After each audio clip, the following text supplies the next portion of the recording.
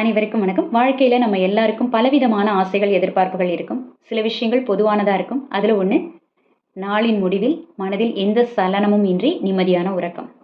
ஆனா எல்லாருக்கும் கிடைக்குதான்னு கேட்டா இல்லைன்னு தான் சொல்லணும். தூங்குற நேரத்துல தான் நம்ம சப்கான்ஷியஸ் மைண்ட்ல தேக்கி வைக்கப்பட்டிருக்கும் பல தேவையற்ற நிகழ்வுகள்லாம் வெளியில வரும், ஞாபகத்துக்கு வரும்.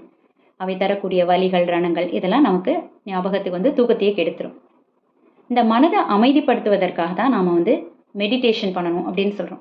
மெடிடேஷன் பல வகைகளில் இருக்குது. அதில் ஒன்று ஹோஓப்னோப்னோ மெடிடேஷன்.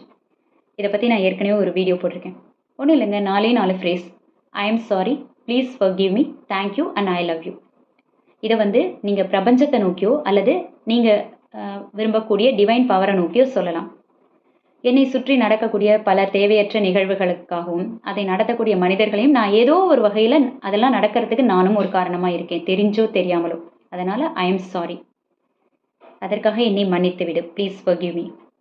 இதுவரைக்கும் நீ எனக்கு கொடுத்த நன்மைகள் அனைத்திற்காகவும் வாழ்க்கை பாடங்களுக்காகவும் மிகவும் நன்றி, தேங்க்யூ. இனி கொடுக்க போகும் நன்மைகளுக்கும் வாழ்க்கை பாடங்களுக்கும் சேர்த்து நன்றி. அண்ட் ஐ லவ் யூ, நான் உன்னை விரும்புகிறேன். இதை பிரபஞ்சத்தையோ அல்லது டிவைன் பவரையோ நோக்கி சொல்லலாம். அதையும் தாண்டி நீங்கள் நல்லா பழகினா கூட திடீர்னு உங்கள்கிட்ட பழகிறவங்க உங்களை விட்டு விலகி போவாங்க. உங்களுக்கு ஏனே காரணம் புரியாது. அப்போ நீங்கள் ரொம்ப ஹர்ட் ஆவீங்க. அப்போ அந்த மனிதரை நினைத்து கூட உங்கள் மனதளவில் அவங்கள்ட்ட சொல்லலாம், நீங்கள் என்னை இப்படி ட்ரீட் பண்ணுறதுக்கு நான் ஏதோ ஒரு வகையில் காரணமாக இருக்கேன், I am sorry, please forgive me, thank you and I love you. இது எல்லா உறவுகளையுமே சமச்சீராக்கும், உறவுகளுக்குள்ள சிக்கல்களை போக்கும், மனதை அமைதிப்படுத்தும்.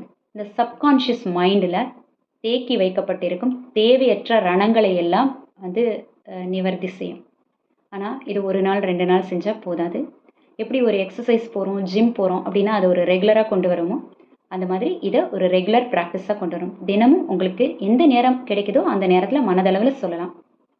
யாரை நோக்கியும் சொல்ல வேண்டாம்னா வெறும் மனதளவில் I am sorry, please forgive me, thank you, I love you சொல்லுங்கள்.